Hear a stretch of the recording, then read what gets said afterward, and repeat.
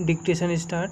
Supreme court ने कहा है कि एक उम्मीदवार उसके पति या पत्नी या आश्रितों की संपत्ति के संबंध में एक झूठी घोषणा उम्मीदवार के चुनाव पर इस तरह की झूठी घोषणा के प्रभाव के बावजूद भ्रष्ट आचरण का गठन करती है।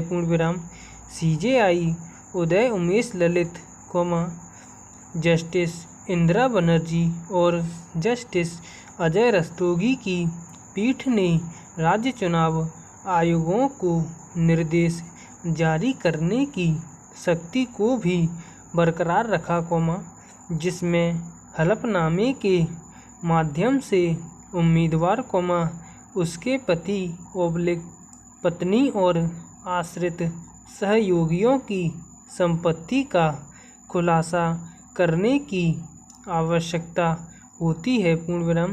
इस मामले में मैसूर के प्रधान जिला और सत्र न्यायाधीश ने एक चुनाव याचिका की अनुमति दी जिसमें एस रुक्मणी के मैसूर नगर निगम के लिए वार्ड पार्षद के रूप में चुनाव को इस आधार पर रद्द कर दिया गया था कि उसने अपने पति का सही नाम नहीं दिया था और इस तथ्य को दबा दिया था कि उसके पति के पास संपत्ति है। कर्नाटक हाई कोर्ट ने इस आदेश को बरकरार रखा। सुप्रीम कोर्ट के समक्ष अपील में अपीलकर्ता द्वारा निम्नलिखित कानूनी मुद्दे उठाए गए।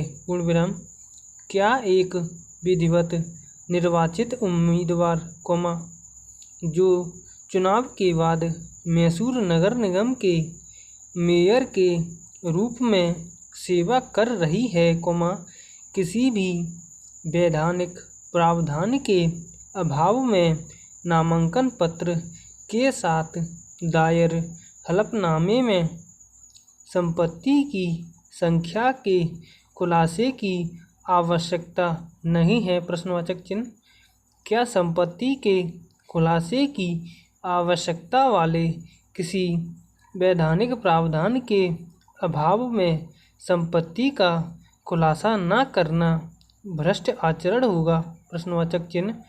मौजूदा मामले में चुनाव कर्नाटक नगर निगम अधिनियम 1976 और कर्नाटक नगर निगम नियम 1979 द्वारा शासित थी।